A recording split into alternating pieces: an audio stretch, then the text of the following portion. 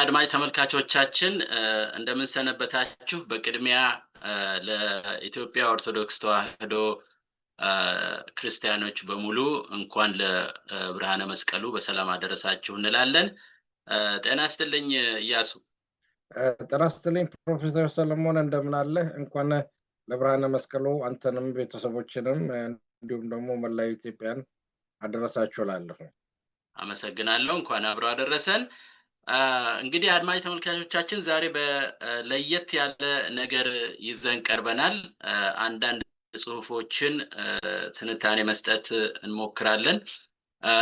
ከዛ በፊት ግን እውነት ለመናገር ይህን ስንዘጋጅ ልዩ የሆነ የፋኖ ድል የተመዘገበበት ሰዓት ስለሆነ መጀመሪያ ለሱ ነው ጊዜውን የምንሰጠው ኢያሱና ሌሎቹም የኛ ሚዲያዎች ብቻ ሳይሆኑ በዓለም ዳርቻ በአፍሪካም በዓለም ላይ ያሉ የተለያዩ ጋዜጦች እንደውም አንዳንዱ በጣም እንደ ርዕሰ አንቀጽ አድርጎ እያወጣው ነው በሚገርም ሁኔታና እሱን ለማሳየት እንሞክራለን። በተለያየ ሚዲያዎች ሰምታችሁት ሊሆን ይችላል። ከዛ በኋላም የተገኘ ድል ስላለ እስቲ መጀመሪያ ትንታኔያችንም ያው ከውጩ ጋዜጣ አንፃር ስለሆነ እስቲ መጀመሪያ ያለውን ነገር ለእናንተ እናቅርብላቸውና ኢያሱ የኛን ማስተያየት እንጨምርበት። ጥሩ። እሺ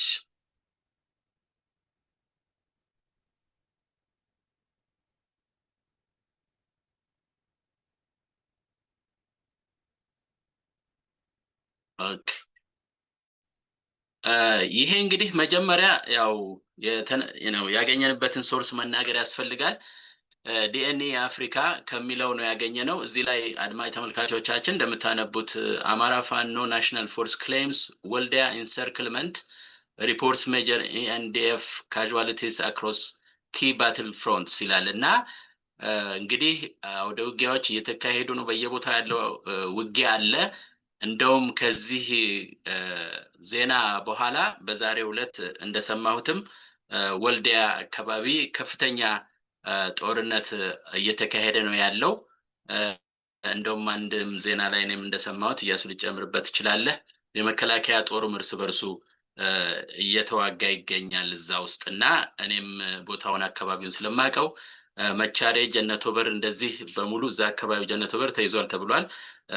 መቻሬ ስሪንቃ የሚባለው ይገርማል። ወክ ማድረግ እንኳን ትችላለህ እዛ ድረስ እና ያ ቦታ ሁሉ የተያዘ ስለሆነ በእውነት ለመናገር እንግዲህ ምናልባት በሚቀጥለው ቀን እንደዚህ አንድ ብስራት እናገኝ ይሆናል። ወልዲያ ከተማ በተለይ በቁጥጥር ስር ከዋለ ያ ትልቁ ነገር ነው የሚሆነው። ለአሁኑ ግን ቆይዛች ላይ እንደው ግባት ለስና ሰለሞን አንተ እዚህ ሚዲያ ከመግባታችን በፊት ሌላ ሚዲያ ላይ ጎራ ብዬ ነበርና ወልዲያ እንደተያዘች ነው የተነገረው። በእውነት አዎ መርሳ ራቅ ይላል ትንሽ። ከመርሳ ወዲህ ስሪንቃ መርሳ ተይዟል፣ ወልዲያም ተይዟል እና ይሄን እንደው ግባት ላድርግልህ ብዬ ነው። አይ በጣም ጥሩ ነው። ወልዲያ ከተያዘ የሚደንቅ ነገር ነው እውነት ለመናገር። ወልዲያ ማለት እንግዲህ በእነሱ አከላለልም ሆነ በድሮም ቢሆን በጣም የታወቀ ከተማ ነው። ወልዲያ ተያዘ ማለት ደሴም በቃ በአጭር ጊዜ የሚያዝ ነው። ምክንያቱም ያ ዋና መስመር ነው የሚሄድበት። ድሮ ወደ አስመራም የሚሄዱ ሰዎች በዛ ነበር የሚያልፉት ያው እንደሚታወቀውና ስለዚህ ያ ትልቅ ቦታ ነው። መርሳ፣ ወርጌሳ፣ እንደዚህ ስሪንቃ ምናምን ያ መስመር በሙሉ እስከ ደሴ ድረስ ከተቋረጠ አንዳንድ ቦታም ደሴም አካባቢ አሁን ያው ንቅናቄ ተጀምሯል። እንደውም በኋላም ላብራራው እችላለሁ። ከዚህ በፊትም ባቀረብነው ዝግጅት ላይ ተነጋግረን ነበር። እነሱ እንደ ምናብ ነገር ሲሰሩ ግን በውስጥ ግን የፋኖ ትግል ራሱ የሚናበብ ስለሆነ የተሰራ ስራ ነው ብለን ነበር በዚህ ሚዲያ ውስጥ እንደምታስታውሱትና እንደው ያም ራሱ ምስክር ሊሆን ይችላል አሁን ላለው ነገር ለማወቅ ያህል ማለት ነው። እንግዲህ እያንዳንዱን ለማቅረብ ያህል ይሄ ያው የምታዩት ነው 716 አንዳንድ ቦታ 721 የሚል ዜና አለ። ዋናው እንግዲህ የተነሳበት በተለይ ወደዚህ ወደ የምስራቅ አማራ ፋኖ ቀጠና በዛ ውስጥ አርበኛ ምኒልክ የሚል እዝ ነው። በዛ ውስጥ ነው እንግዲህ እንደውም ስፔሲፊካሊ የተናገሩት አርበኛ አደማሊ አባናደው ከፍተኛ ድል አስመዝግቧል ነው የተባለው እና የሚገርመው ነገር በሙሉ እዛ አካባቢ ያለው ነገር ያው የምታዩት ነው። በተለያየ መንገድ ማይታችሁታል፣ ግን የውጭ ጋዜጦችም እየዘገቡት ነው ለማለት ነው። እና ከነዚህ ውስጥ የተያዙት ቦታ ምንድናቸው ሲባል እዚህ ጋር የምታዩት ነገር ነው። ባትል የተካሄደባቸው ቦታዎች እነ ኩልመስክ፣ ሙጃ፣ ወንዳች፣ ጊራና፣ ስታይሽ፣ ሐሙሲት፣ አሁን ተገኝ ነው ለነገሩ ሲጽፉ እንትን ብለው ነው። ሳንካ፣ ቃሊም፣ ውጫሌ፣ ብልብላ እነዚህ ቦታዎች እንግዲህ በሙሉ ውጊያ ተካሄደው አሁን ሙጃ እንደውም ስትራቴጂክ የሆነ ቦታ ነው የተያዘው ነው። ትልቅ ከተማ ነው። ስለዚህ በጣም ከፍተኛ ድል ነው ያስመዘገቡት። ከዛ ውጭ ደግሞ የተመዘገቡትን አይ ቲንክ ዲኤስኤችኬ ድሽቃ ለማለት ይሆናል ይመስለኛል እና ሄቪ ማሽን ገን ነው 2 ተማርኳል። 16 ፒኬኤም ማሽን ገንስ ተማርኳል። 28768 በላይ ደግሞ በቃ ተተኳሽ ማለት ነው። 343 ወደ AK47 ራይፍልስ ጠበንጃዎች 343 18 አምቡላንስ እና ፓትሮል ቬሂክልስ እና እንደገና 2 ኦራል ትራክስ ይላል እና ይሄ በጣም የሚደንቅ ነው። በቃ ይሄ 12ኛ ክፍለ ጦሩን ሙሉ በሙሉ ድምጥማጡን ነው ያጠፉት። የተማረኩትም እዛው ላይ እንደውም ዛሬም እንደዚሁ እንደሰማሁት ምሬ ወዳጅም ቢሆን ጥሪ ሲያደርግ የክተት አዋጅ አወጀ የሚል ነገር አንድ ቦታ ሰምቻለሁ። እዚህ ጥሪ ሲያደርግ ራሱ ቀይ መስቀልን ተረከቡን የሚል ነገር ሁሉ ተናግሯል እና ለዚህም ነው እኛም ርዕሱን ወደ ፋኖ ተሸጋግሯል። እንደፊቱ የመከላከል ነገር ሲመጡበት ተከላክሎ የሚያጠቃ ቢሆንም አሁን ግን ሙሉ በሙሉ ወደ ማጥቃት የሄደ ይመስላልና በጣም እሰየው የሚያሰይ ነው እያሱና። እስቲ ይሄን ካጋረናቸው በኋላ እዚህ ላይ ዜናውን ለመጨረስ ያህል ነው። እነዚህ በተለይ ወረዳ የተባሉት ነው ጋዞ ወረዳ፣ ላስታ፣ ጉባላፍቶ፣ ዋድላደላንታ፣ መቄት እነዚህ ወረዳዎች በሙሉ የተያዙ ናቸው።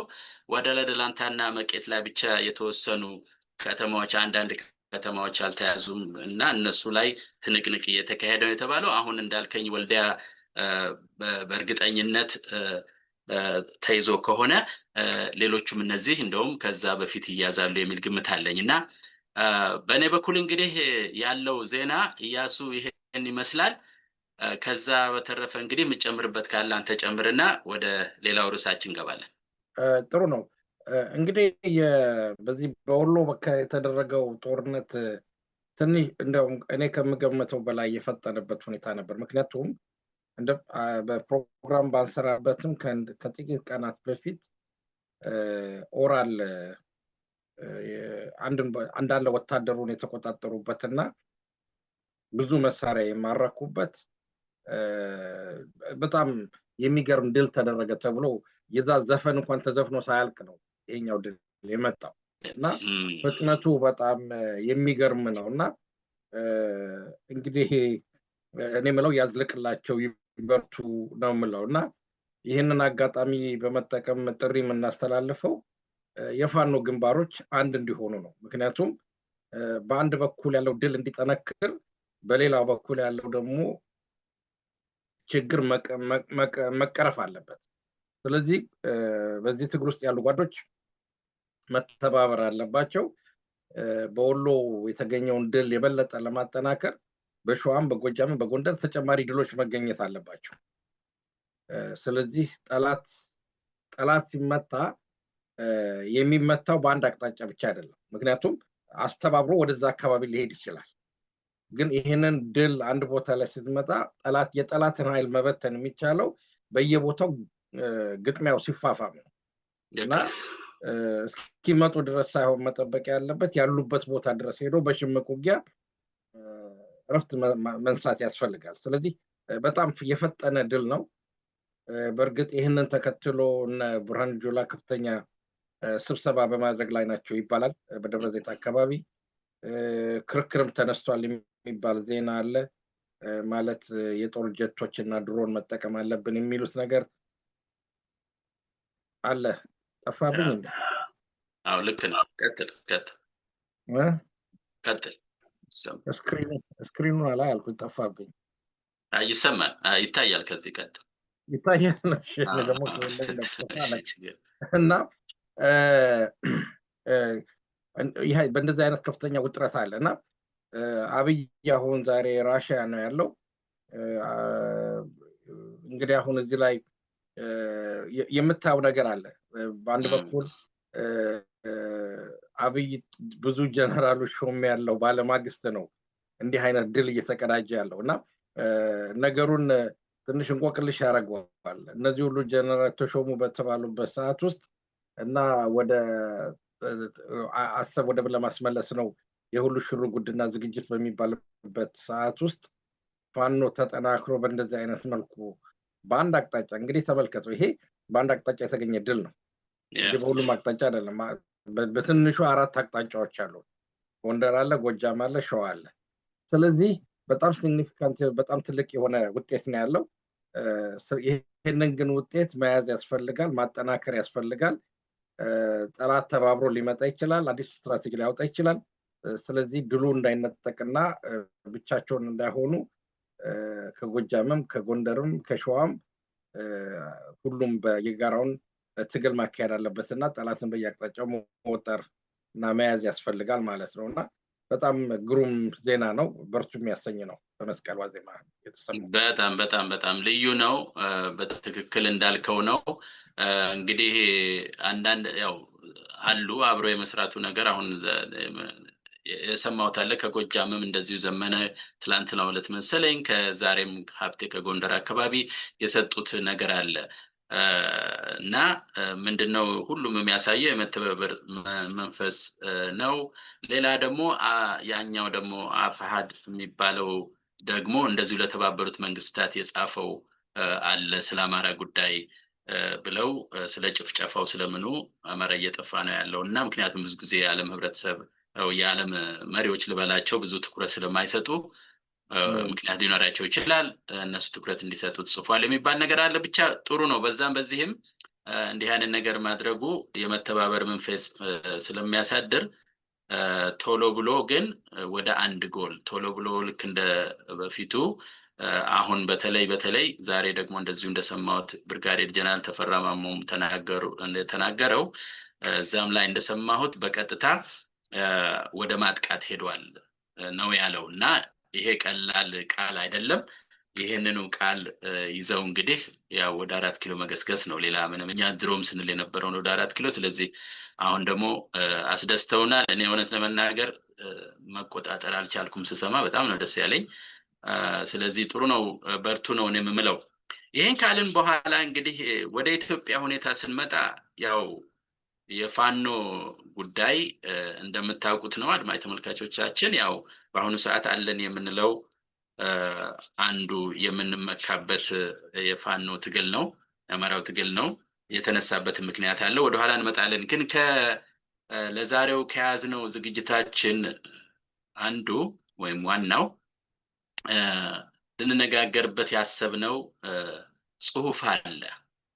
እስቲ ምናልባት አንዳንድ ጽሁፍ የውጩን ጽሁፍ እያመጣን መነጋገሩ ጥቅም አለው ለማስረዳትም ይመቻል ብለን ስላሰብን ያንን ጽሁፍ እናቀርብላችኋለን ዛሬ እና በሱ ላይ እንወያያለን። እያሱና እኔ አንድ ጊዜ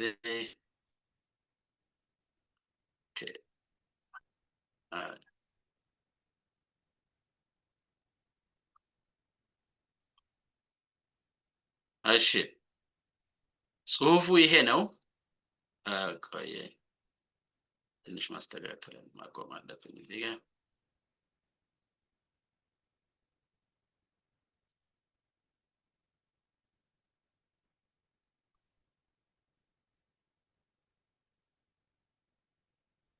ኦኬ እዚህ ጋር ላቆመው። ይሄ ነው ጽሁፉ።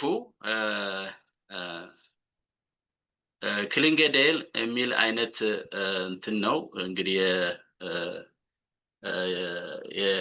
ምንድነው ኔዘርላንድስ ነው የሚለው ኔዘርላንድስ ኢንስቲትዩት ኢንተርናሽናል ሪሌሽንስ የሚል ነው እና እነሱ ያወጡት ጽሁፍ ነው። በዚህ ጽሁፍ ላይ እንደምታነቡት አድማጭ ተመልካቾቻችን ያው ሪቲንኪንግ ኢትዮጵያስ ናሽናል ዳያሎግ ይላል እና መሰረት ያደረገው ስለ ናሽናል ዳያሎግ ነው። ግን ሌሎች የዘረዘራቸው ጉዳይ ስላለ ምናልባት ያው እያሱ እንደ ምርጫችን እንግዲህ እንደተነጋገርነው እስቲ እያንዳንዱን ለመዘርዘር ልሞክር ወይስ ከዛ በፊት አጠቃላይ አስተያየት መስጠት ትፈልጋለህ እያሱ? አይ ተጨማሪ የማደርገው ምንድነው ይሄ ጽሁፍ ገና ጁላይ አካባቢ ዛሬ 2 ወር አካባቢ የወጣ ነው እና ይሄ የወጣው ጽሁፍ ቀደም ሰለሞን እንደተናገርከው ሪቲንግ ኢትዮጵያ ዳያሎግ ሲል በንዑስ ወይንም ደግሞ በሁለተኛው አርዕስት ላይ በጣም የሚያስደነግጥ የሆነች ጽሁፍ አስቀምጧልና ምንድነው የሚለው ናቪጌቲንግ ኮንፍሊክት ኤንድ ግሮዊንግ ሪፕሬሽን ahead of 2026 election ነው የሚለውና ስለ ያለውን ከላይ ምንም እንኳን ናሽናል ዳያሎግ ቢያስቀምጥም ይሄ ምንድነው የጋራ የሀገራዊ ውይይት ቢሉ ቢያስቀምጥም ከስር ግን ያስቀመጠው ያለው ቅራኔና ያለው ደግሞ ጭቆና ከ2000 የሚቀጥለው ምርጫ ከመምጣቱ በፊት ያለውን ነገር ቁልጭ አድርጎ መንደርደሪያ የሰጠ ጽሁፍ ነው እና እንደዚህ አይነት ጽሁፎች ለምንድን ነው የሚጠቅሙት የሚለውን ነገር ደግሞ አድማጮቻችንም ግንዛቤ ቢወስዱ ጥሩ ነው። ምክንያቱም ብዙ ጊዜ እኛ የምንሰማው ወይንም ደግሞ ብዙ ጊዜ ብሶት ስናሰማው ነው ዓለም አቀፉ ኮሚኒቲ የኢትዮጵያን ሁኔታ አያጤነውም፣ ዝም ብሎ ነው በቸልታ የሚመለከተው፣ ያለውን ነገር አያውቀውም ምናምን የሚለው ነገር እንሰማለን ብዙ ጊዜ እና ነገር ግን ይሄ ጽሁፍ በትክክል አሁን ይሄ ኬትም አላመጡትም ከኤምባሲያቸው ሰብስበው ያመጡት ነው። እንግዲህ ኢንተርናሽናል ሪሌሽንስ ነው። በኢትዮጵያ ውስጥ ኮንፍሊክት እንዳለ እና ጭቆናውም እየተባባሰ ሄደ ነው እና ከ2026 የሚቀጥለውን ዓመት ምርጫ ከመምጣቱ በፊት ይሄንን ቁልጭ አድርጎ ያሳየን ነው። ስለዚህ ይሄንን ሰነድ በመጠቀም ራሱ ለዓለም አቀፉ ለምሳሌ ለአምነስቲ ኢንተርናሽናል ሂውማን ራይትስ ቅድም ተጻፈ ለምሳሌ ያልከው ለዚህ ለዩናይትድ ኔሽን ለአይኤምኤፍ ለወርልድ ባንክ ለመሳሰሉ ኢንተርናሽናል ኢንስቲትዩሽን እነዚህን ጽሁፎችን መሰረት አድርጎ መናገር ይቻላል። ምክንያቱም ዋቢ የምናደርገው የራሳቸውን ጽሁፍ ነው፣ የዌስተርኖቹን ጽሁፍ ነው። ስለዚህ ሊከራከሩ ናቸው፣ ዋሻችሁም አጋነናችሁም ሊሉ ናቸው። ስለዚህ እነሱ ኦብዘርቭ ያደረጉትን የራሳቸውን ሰነድ ስለሚያምኑ ድንገት በኋላ ከተቻለ ሊንኩንም ቢቀመጥ ጥሩ ነው፣ ካልሆነም ግን በዚህ ቢፈልጉት ያገኙታል። ይህን ነገር ሰዎች እንደ ሪሶርስ ቢጠቀሙበት ጥሩ ነው እላለሁ። በጣም ጥሩ ነው። እንግዲህ ያው ለማስረዳት እንድንችል እንግዲህ ዋናው ጭብጣ ሀሳቦችን እየዘረዘርን በዛ ውስጥ ያለውን ውይይት ነው የምናደርገው እና ከዛ አንፃር እንግዲህ ወደ 6 ጉዳዮች የተዘረዘሩ አሉ። ያው ስለ ኤሌክሽኑ የሚያወራው ነገር አለ። መጪው ያው በርዕሱ ላይ እንደተጠቀሰው ስለ 2026 ስለሆነ የሚያወራው ከዛ ጋር በተያያዘ የሚያጋጥሙት ችግሮች እና ያሉበት ችግሮች እስካሁን በአገሪቱ ውስጥ ባለው አለመረጋጋት ምክንያት በተለይ በዚህ በተቃዋሚው ክፍል ያለውን መንግስትም ያለው የሚያሳድረውን ጭቆና ያለውን የኢኮኖሚ ክራይሲስ የመሳሰሉትን ነገር ያነሳል እያሱና እስቲ አንድ በአንድ እንሄድበት። ይሄን ነገር 4 ነጥቦች ተዘርዝረዋል። ከነዚህ ውስጥ እንግዲህ አጠር እያልን እኔ የተወሰኑትን ለመናገር ሞክሬያለሁ። እስኪ እዚህ ላይ ሐሳብ ስጥና እኔ የምጨምረው ይኖረኛል። ቀጥል። ጥሩ። እንግዲህ አሁን በዚህ ላይ ኤሌክሽኑ ይመጣል ተብሎ እንግዲህ አሁን የኛው 7ኛው ዘ7 ጀነራል ኤሌክሽን ተብሎ የተቀመጠ 7ኛው የአጠቃላይ ምርጫ ተብሎ የተቀመጠ ነውና በዚህ ውስጥ ምንድነው ያለው ሲባል 3 ነጥቦችን አስቀምጧልና አንደኛው ትልቁ ብሎ ያነሱት እነሱ በኦሮሚያ በአማራ እና በትግራይ ያለው ጦርነት ወይንም ደግሞ ፍራጃይል ፒስ የሚሉት ነገር እንዳለ አስቀምጠዋል እና አንዳንድ ቦታ እውነት ለመናገር ለምሳሌ በእርግጥ በኦሮሚያ ላይ ጦርነት አለ ቢባልም አጋጣሚ ሆኖ ባዘጋጀው ጥሩ ነበረ። ከዚህ ቀን በሌሎች በሚደረጉ ጥናቶች እንደሚያመለክቱት አብዛኛው 90% የሚሆነው ጦርነት ያለው በአማራ ክልል ነው። ያው ቅድምም በዜና እንደተናገር ነው በዚህ በምስራቅ ፋኖ አማካኝነት የተደረገው ድል ከዛ ነው። የትግራዮችም እንደዛ ነው። እነሱም ያው ጦርነት አልተዘጋጀንም፣ ነገር ግን የፌደራል መንግስት ጦርነት አስቦብናል ሊተናኮሰን አስቧል የሚለው ኦሮሚያን በተራሱ የራሱ ኮንፍሊክት አለ። ከዛ በኋላ እችን በጣም እንትን የወደድኳት ሽሪንኪንግ ፖለቲካል ስፔስ ኦፖዚሽን ሪፕሬሽን ሴንሰርሺፕ ኤንድ ኤግዛይል የሚል አሁን ይሄ ለሁላችንም ግልጽ ነው። ምክንያቱም ስርዓቱ የፖለቲካ ምህዳሩን እያጠበበ ተቃዋሚዎችን እያሰረ በአማራ ፖለቲካ እንኳን ከ200 በላይ እውቅ ምሁራኖች እና ፖለቲከኞች ታስረዋል። እነ መስከረም አበራ ልንረሳ አንችልም፣ እነ ታዲዮስ ታንቱን ልንረሳ አንችልም፣ እነ ዮሐንስ በኋላውን እነ ክርስቲያን ታደለን የመሳሰሉትን ልንረሳ አንችልም። እና ይህ ስርዓት እነዚህን ሁሉ እስር ቤት ካስገባ በኋላ ነው ምርጫ ላካሄድ ነው እያለ የሚቀልደው ነው የዚህ ጽሁፍ ዋንደኛው ዓላማ። ሴንሰርሺፕ የሚባል ነገር ነው። ሴንሰርሺፕ ደግሞ ያው እንደምናውቀው ነው ፕሮፌሰር ሰለሞን የአማራ ሚዲያዎች ሌፍት ከግራ እስከ ቀኝ የሚጣደፉበት የሚዘጉበት ጋዜጠኞች የሚታሰሩበት ጋዜጠኛ ሆኖ ያልተሰደደ እንደውም አንድ ቦታ ላይ ያመጣዋል እና ጋዜጠኛ ሆኖ ያልተሰደደ የለም በኢትዮጵያ ውስጥ በአፍሪካ ውስጥ ጋዜጠኛን በማሰር ታሪክ ራሱን ይደግማል። እኔ በጣም አንድ ነገር ላጫውትና አንድ ወቅት ላይ መለስ ዜናዊ ለንደን በመጣ ጊዜ ኢትዮጵያ ኤምባሲ ተገኝተን ጥያቄ ስንጠይቀው ነበር እና አንዱ የጠየቅኩት ጥያቄ ኢትዮጵያ በዓለም ላይ ጋዜጠኞችን በማሰር ሁለተኛ ነች አልኩት። እርግጠኛ ቴሌቪዥን ተቀርጾ ተቀምጧል እና ሁለተኛ ነች። ለምንድን ነው ይሄ የሆነው? ዘብጥያ ነው ያወረድክ ያለው ስለው ኖ እነሱ ፖለቲከኛ አይደሉም ጋዜጠኞች ሳይሆኑ ፖለቲከኞች ናቸው ብሎ ይመለሰልኛል። እንግዲህ መለስ ከሞተ ስንት ዓመቱ ነው? ከዛ ሁሉ ዘመን በኋላ ያንን የጠየቅኩት እንግዲህ ከዛ ብዙ ዛሬም በኢትዮጵያ ውስጥ በአፍሪካ ውስጥ ጋዜጠኞችን በማሰር ኢትዮጵያ ሁለተኛ ነች፣ ዳታው የሚያሳየው ማለት ነው። ከዛ በኋላ ደግሞ ስደቱን ነው የምንለው። ስደት እንግዲህ ያልተሰደደ የአብይ ደጋፊ የለም፣ ወይንም ደግሞ ከአብይ ጋር ሲሰሩ የነበሩትን አብይን ወደ ስልጣን ያመጡትን ለስልጣኑ እርካብና መንበር ይሰሩለትን በሙሉ ሀገር እንዲባረሩ አድርጎ እነ ለማ መገርሳ ነሰከለ እነ ገዱን ማንሳት እንችላለን፣ እነ ዶክተር መልኪሳን ማንሳት እንችላለን፣ ሌሎችንም ማንሳት እንችላለን። እና በአብይ ዘንድ ማናቸውም የፖለቲካ ሰው በስደት ያለበት ነው። እንዲያውም ሰው እንዲወጣለት ነው የሚፈልገው።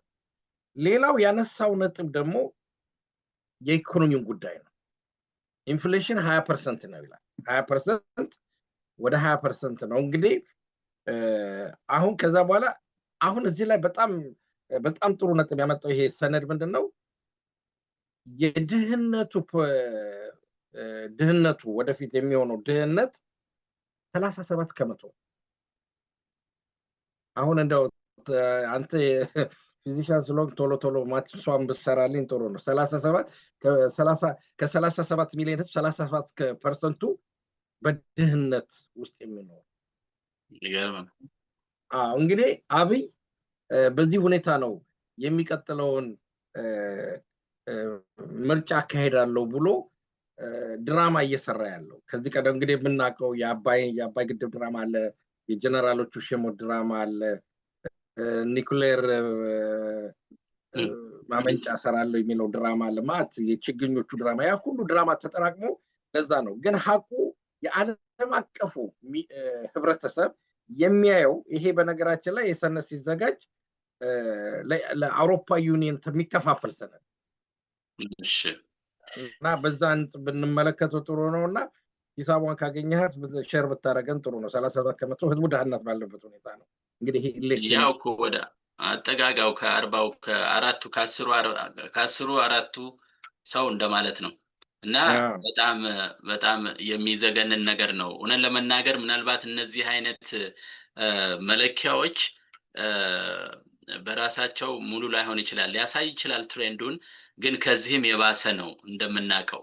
ምክንያቱም በዕለት ተዕለት ኑሮ የቤት ኪራዩ እንዴት ነው፣ ምግብ እንዴት ነው፣ ትራንስፖርት እንዴት ነው፣ የመሳሰሉ ነገር በእያንዳንዱ ህይወት ገብተን ስናየው ከዛ በላይ ነው። እነዚህ ፕሮጀክት የሚያደርጉት እኔ እንደሚገባኝ አንዳንድ ጊዜ የሆነ ወለል አላቸው፣ ከዚህ ወለል በታች በላይ የሚሉት ነገር አለ። ግን ያ ወለል በኢትዮጵያ ውስጥ ይሰራል ወይ? በፍጹም የማይታሰብ ነገር ነው። እና ከዚህም በላይ ነው። እንደው አንተ ላይ እዚች ላይ መጨመርና ወደ ሁለተኛው ለመምጣት ያህል ምርጫን በተመለከተ እንደው ቅድም የጠቀስከው አለ የኦሮሚያው እንዳለ ሆኖ አብዛኛው አማራ እኩል ያለ ጦርነት ነው ብለሃል። ስለዚህ እነሱ በሚያስቡት የአማራው ክልል ምንም አይነት እንደው ምርጫ ነገሩ ያስቃል። አንዳንድ ጊዜ አሁን እነሱ ስለጻፉት መተንተን ስላለብን ነው እንጂ የአማራው ክልል ከሌለው ክልል ያሉት ትግራይ ኦልሬዲ የለም፣ በፊትም አልነበረም። በፊቱ ምርጫ ትዝ ይልህ እንደሆነ ቤኒሻንጉልም እንደዚሁ አልነበረም። ከዛ በኋላ ሲቀልዱ ከስንት ዓመት በኋላ ምርጫ አካሄድን ያሉ። አሁን እንግዲህ ተመልከት፣ አማራውን ከጨመሩት ኦሮሚያም እንደዚሁ የተወሰነው ክፍል ከሄደ ኦሮሚያ ያለው ደግሞ ምርጫ አይደለም። ከዚህ በፊትም ያሉት ማንም አይነት ተወዳዳሪ እዛ የለም። ስለዚህ እንደው የቆዳ ስፋቱን እንኳን ዝም ብለህ ብታየው እኔ እንደው ትንሽ ለማየት ሞክርኩ ነው። የቆዳ ስፋት እዚህ አሁን ነው ለማየት ስሞክር የታለ ቆዳ ስፋት ሳይው ራሱ ወል ከፖፑሌሽኑ ምን በለው በዚህ አንፃር ብቻ ከ50 ምናምን በላዩ የለም። በዚህ አትሊስት በዛ መንገድ ማለት ነው። እና እንግዲህ ደግሞ ሶማሊያለም የጀመሩት ነገር አለ የሚያደርጉት ነገር እና እሱም ጦርነት ውስጥ ሊገባም ይችላል። ስለዚህ ቤዚካሊ አዲስ አበባ ቁጭ ብሎ በ10 ኪሎ ሜትር 4 ኪሎ ራዲየስ አድርጎ ነው ምርጫ የሚያደርገው።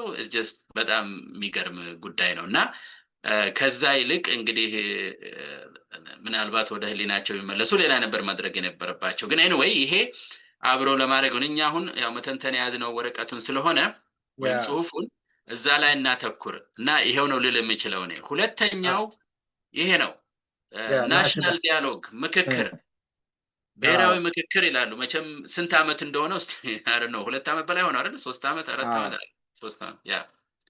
እስኪ እዚህ ላይ ደግሞ አንተ 2021 የተቋቋመው ይለናል። ያው ሰነዱን ነው እኛ ሪፍሌክት ያደረግነው ሰነዱ ስለሆነ አንደኛ የተቋቋመበትን ነገር ይነግረናል። የፌዴራሊዝም እና የአይደንቲቲ ወይንም ደግሞ የማንነትን ጥያቄ ለመመለስ የተዘጋጀ ነው ይላል። ግን እዚህ ላይ ሰነዱ ያነሳው ነጥብ ምንድነው? ኪ ኦፖዚሽን ግሩፖችን ኤክስክሉድ ያደረገ ነው ይላል። እንግዲህ እዚህ ውስጥ እንደ ኦላን ተነስተዋል፣ ነፋኖ ተነስተዋል፣ ኦኤንኤልኤፍ ተነስተዋል፣ ኦኤልኤፍ ተነስተዋል። ኦፊሲ ደግሞ የትኛው እንደሆነ እኔ አላውቀውም፣ ይቅርታ አድርግልኝ። ኦሮሞ ፌደራል ኮንግረስ እነዚህ ሁሉ ተረስተዋል ይባላል። እንግዲህ አጠቃላይ ይሄ ናሽናል ዳያሎግ የሚባለው እነዚህን ኤክስክሉድ አድርጎ ነው የሚወያየው ነው። እና ሌላው ትልቁ ነጥብ ያነሳው ምንድነው? በሶስተኛ እነሱ ኦብዘርቭ ያደረጉት እነሱ የተመለከቱት ነጥብ እኛ የምንጮህበት ነገር ምንድነው? የገዢው መደብ ወይንም ደግሞ የፕሮስፐሪቲ ፓርቲው መሳሪያ ነው። በእነሱ ነው ዶሚኔት የተደረገው። የእነሱን ሀሳብ ነው የሚያንጸባርቀው ነው እና ኢንክሉሲቭ አይደለም እና ያንን ኔቸሩም አለው እና ስለዚህ እንዲህ አይነት ነገሮችን በትክክል ኦብዘርቭ ያደረጉበት ሁኔታ ነው ይህንን በተመለከተ። ስለዚህ አሁን እንግዲህ ወደ ለንደን እየመጡ ይመስለኛል። አንዳንድ መረጃዎች ደርሰውና ለንደን የሚያወያዩን እናንተ ጋር ተወያይታችሁ ጨርሳችሁ ወደ ለንደን ወደ አውሮፓ መጥተዋል። እንግዲህ ምን እንደሚያወያዩ አላቅም። እውነት ለመናገር እኛ ጋር መምጣታቸውንም አላቅም እኔ ባይገርም ያን ያለው በፍጹም እነዚህ ሰዎች ምንም እንትን እንደሌላቸው የሚያሳውቀው የላቸው። እኔ እንጃ ትኩረት የሰጣቸውም ሰው የለም። ያው እንደምታውቀው ነው።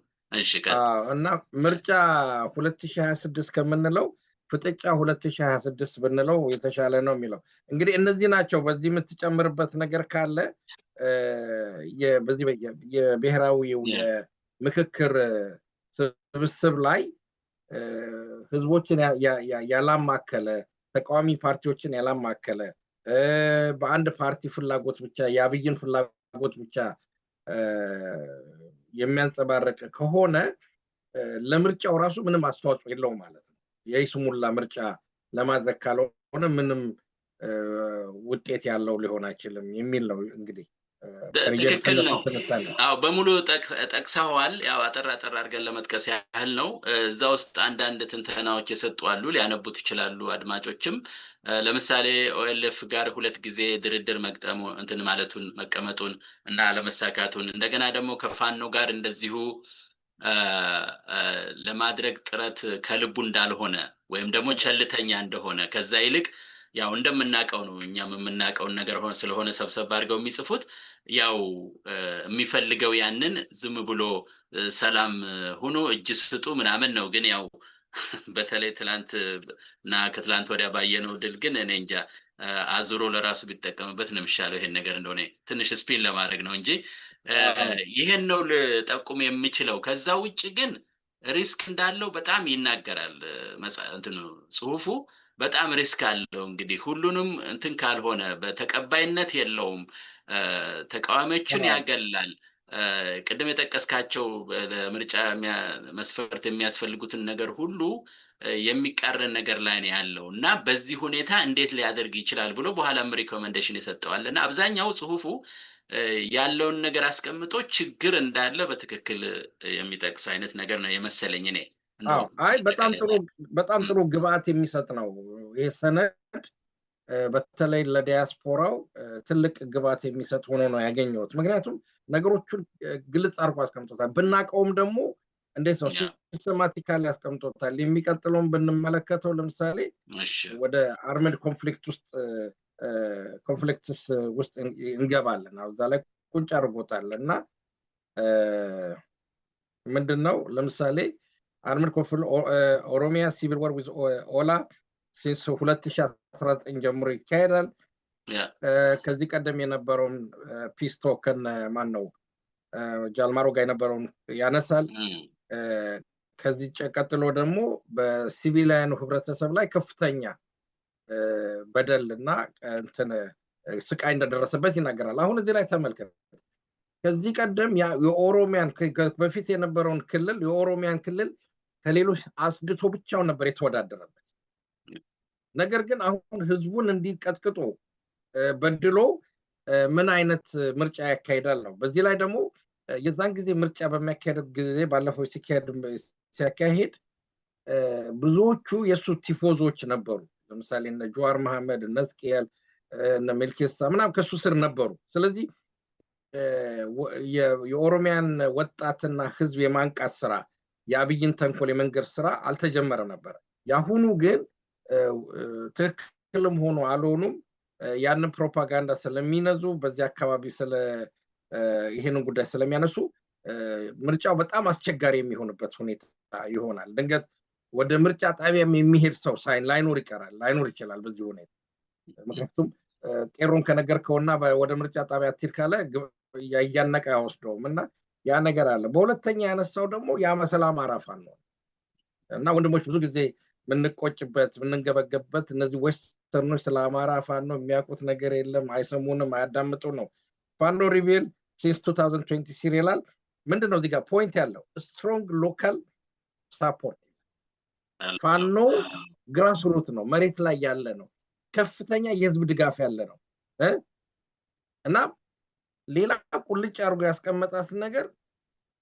በወታደሩ የሚደርስበት ግብረ መልስ በጣም አመጽ የሞላው ነው የምትለው አለች ተመልከቱ ይሄን ነገር እኔ ለወንድሞቼ በጣም መናገር ፈልግ ይሄን ነገር ዲያስፖራው ዩቲላይዝ ማድረግ አለበት ይሄን ሰነድ በትክክል መጠቀም እና በትክክል አስቀምጦታል በጣም ሰማራይዝ በሆነ መልኩ ነው የምናውቀው ስትሮንግ ሎካል ሰፖርት ያለው ነው ግን ወታደራዊ ነው እንግዲህ ይሄ በወታደራዊ ስትተረጉመው ቫዮለንት አርሚ ሪስፖንድ ነው የሚለው ድሮኑ ታንኩ ሌሎችንም መሳሪያ ማለት ነው እንግዲህ ከዛ በኋላ የትግራዩን ያነሳል የፕሪቶሪያ ስምምነቱን ያነሳና ምንም መሰረት እንደሌለው ወይንም ደግሞ ፍራጃይል እንደሆነ ያሰር በቲፒኤልኤፍ ውስጥ የተፈጠረውን መከፋፈል ያነሳል እንደገና ደግሞ ጦርነቱ እንደገና ሊገቡበት እንደሚችል ያስነሳል ከዛ በኋላ ደግሞ ኤርትራም ጣልቃ ልትገባ ትችላለች የሚል ነገር ይሄ በጣም ዌል አናላይዝድ ነው በጣም ብናቀው በትክክል የተቀመጠ ነገር ነው ይሄ ነገር በኢንተርናሽናል ህብረተሰቡ ሪኮግናይዝ አሁን እዚህ አራተኛው ላይ ያስቀመጡት ነገር ነው እዚህ ላይ ምንድነው all conflicts marked by grave human rights abuse civil displacement and drone strikes ይሄንን ነው ያስቀመጠው አሁን ያው አሁን ስለምርጫው ቅድም ሰለሞን ብለዋል ነበር። ስለምርጫው ቢያወራም አጠቃላይ የኢትዮጵያን ገጽታ ነው በትክክል ያስቀመጠልና ፕሮፌሰር ሰለሞን የምትጨምርበት ነገር ካለ በዚህ ላይ ብትሄድበት። አይ ጥሩ ነው ማስረዳት ስለሆነ ያዝነው ጥሩ ነው እያስረዳህ ያለኸው።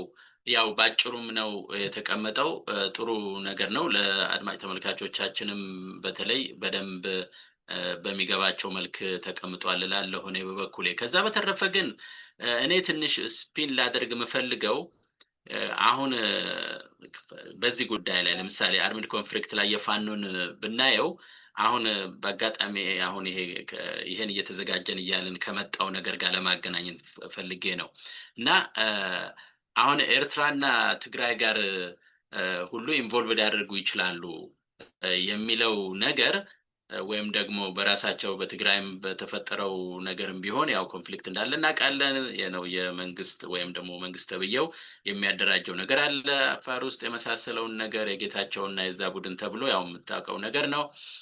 የኤርትራ ጉዳይ አለ አሁን። ስለዚህ ይሄ ሁሉ ሲታይ እንደውም ዛሬ በሚገርም ሁኔታ ቅድም ሳዳምጥ ብርጋዴር ጀነራል ተፈራ ማሞ ሲናገር እንደሰማሁት ምን ይላል? አሁን እንደ በፊቱ አይደለም፣ አልፈው እንኳን የትግራይን ህዝብና የኤርትራንም ጭምር እናረጋለን እናጠቃለን ቢሉ ዝም አንላቸውም ብሏል። የሚገርም ነገር እያሱ እና ይሄ የሚያሳየው ምንድነው? ይሄ ኮንፍሊክት እንኳን ኢትዮጵያ ቀርቶ እንግዲህ ወደ አካባቢውም ሊሄድ ስለሚችል ምርጫ ይሄ ብሔራዊ ምክክር ምንም የሚሰራ ነገር አይደለም። ልክ ይሄ እዚህ እንዳስቀመጡት ጁላይ ላይ አሁን እነዚሁ ሰዎች አሁን እንደገና አሁን ቢጽፉት ደግሞ ጭራሽ እንደማይቻል አድርገው እንደሚደመድቡ በጣም እርግጠኛ ነኝ ለማለት ነው የፈለኩት። እቺን ነው ለመጨመር እና ወደሚቀጥለው እንሄድ። እንዴት ነው? አዎ እንዴ ወደሚቀጥለው። እሺ የሚቀጥለው ይሄ ነው እንግዲህ ፖለቲካል ስፔሱ ሽሪንክ አድርጓል ነው እንግዲህ ብናቀውም እንዳልከው ያው ጽሁፉ ላይ ያለውን አብራራ ውስጥ እያሱ ምንድነው ኮንሴፕቱን እዚህ ላይ መውሰድ ያለብን ምንድነው? ዓለም አቀፉ ህብረተሰብ አብይን እንዴት ነው የሚረዳው? የአብይን መንግስት የአብይን ስርዓት እንዴት ነው የሚረዳው ሲባል ቁልጭ ተብሎ የተቀመጠው ምንድነው? የመጀመሪያው አንደኛ ፖለቲካል ስፔሱ ወይ ምህዳር ይሉታል በአማርኛ። የፖለቲካል ምህዳሩ ጠቧል ይላሉ በአማርኛ። ጠቧል ይላሉ እና ጠቦ 4 ኪሎ ብቻ ነች ያለች፣ በቃ ሌላ ቦታ የለችም። የፖለቲካ ምህዳር የምትለው አማራ ክልል የለም፣ ትግራይ ክልል የለም፣ ኦሮሚያ የለም፣ ሶማሌ የለም፣ አፋር የለም። ጠቦ እዛችሁ 4 ኪሎ ቁጭ ብሏል። እውነት 4 ኪሎ ሳለ ወይ እንደው እዚሁ ላይ 4 ኪሎ ሳለ ወይ እንግዲህ 4 ኪሎ ፓርላማው ነው አንዱ አይደለም? አለ ወይ እዛስ? እንግዲህ እሱ ግራ ይገባኛል። ምክንያቱም አንድም እንኳን በፍረቻ እኮ ነው በፍረቻ ነው ያለው። ልክ ነህ። የፖለቲካ ምህዳር ስትል እኮ ሰዎች በዲሞክራሲ መንገድ ዳያሎግ የሚያደርጉበት ነገር ነው። በብልጽግና ውስጥ ዲሞክራሲ አለ ወይ ብትል እኮ የለም። እሱን ለማለት ነው። ጌታዬ ነው የሚሉት ሁሉንም እንዳየናቸው። ባለፈው የተነጋገርንበት ምስክርነት መጽሐፍ ሲሰጥ ይመርቅ ያየንበት ምስክርነት የጎባጣ አሽከር አንጎብሶ ይሄዳል አይነት ነገር ነው እና ከጌታው በላይ ያጎነብሳል። ስለዚህ በአንደኛው ነጥብ ያስቀመጠው አብዛኞቹ ኦፖዚሽን የምትላቸው ሰዎች ኮት አንኮት ተሰደው ነው ያሉት። ለምሳሌ እንደ ልደቱን አይነቱን አሁን ልደቱ ገባ አልገባ ብዙ ለውጥ ባያመጣም ልደቱን እንኳን በዜግነቱ እንዳይገባ በዜግነቱ ፖለቲካል ኦፖዚሽን በዜግነቱ እንዳይገባ ፕሮሚነንት ግን የሚባሉ ብዙ ጊዜ አገር ቤት የነበሩ እና ይልቃል በተመለከተው በስደት ነው ያለው፣ ገዱ በስደት ነው ያለው፣ ለስደት ነው ያለው፣ ኮሮሜን በሙሉ አብዛኛው ሊቃን የምትለው በስደት ላይ ነው ያለው እና በስደት ውስጥ ያልገባ ሰው የለም እና ሁሉንም ጋዜጠኞቹ አብዛኞቹ ለምሳሌ ብዙ ሰዎች ዩጋንዳ እና ኬንያ ያጣበቡ ናቸው በሆኑ ሰዓት የፖለቲካ በተለያየ ፊልድ ላይ ያሉት ማለት ነው እና ይሄ የሚያሳይ ነገር አለ እና ይሄ ሰውዬ ዜጎቹን በሙሉ እንዳሳደዳቸው የአውሮፓ ህብረተሰብ በትክክል እንደሚያውቅና እንደሚገነዘብ ምልክት ነው ማለት ነው።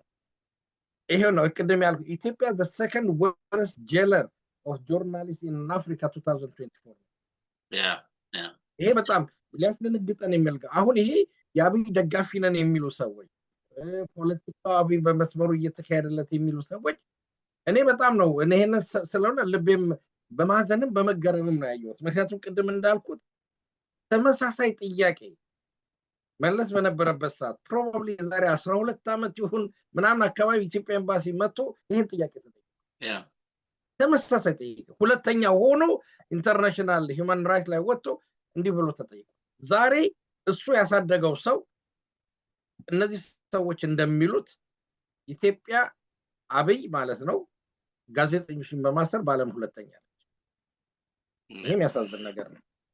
የሚገርምህ እዚህ ላይ ልጨምርልህና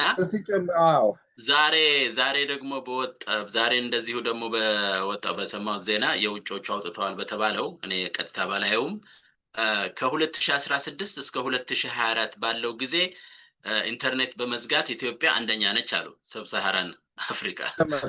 እና ይሄ ነው እንግዲህ የነዚህ ሌጋሲ። እሺ እንግዲህ ተመልከት አሁን ኢንተርኔትን ትንሽ ጨምር ላድርግበና ኢንተርኔት በአሁኑ ሰዓት እንትን አይደለም ይሄ ፕሮፓጋንዳ ነው ስለ ትልቅ ቢዝነስ ትራንዛክሽን የሚደረግበት ሚቲንጎች ቡክ የሚደረጉበት ነው። የዙም ሚቲንጎች ትምህርቶች የሚሰጡበት እና ከጂዲፒው ጋር አብሮ ቢቆጠር ነው ኢምፓክት አለው ምን አይነት ትራንዛክሽን አካሄድክ ነው። ስለዚህ ስለ ከቻይና ዕቃ ብትገዛ ከአሜሪካ በማናቸው የምትገዛ ኦንላይን ላይ የምትደርግበት ነውና ኢንተርኔት ኢንተግራል ፓርት ኦፍ ኢኮኖሚክ ሲስተም ነው በአሁኑ ሰዓት። እንደ በፊቱ እንደ ዛሬ ድሮ ገና አዲስ ሲመጣ ዝም ብሎ ለትንሽ ወሬ ለፎቶግራፊ የሚደረግ ነገር አይደለም። የኢኮኖሚው አንደኛው ማሽነሪ ነው የሚያንቀሳቅስ ጥርስ ነው።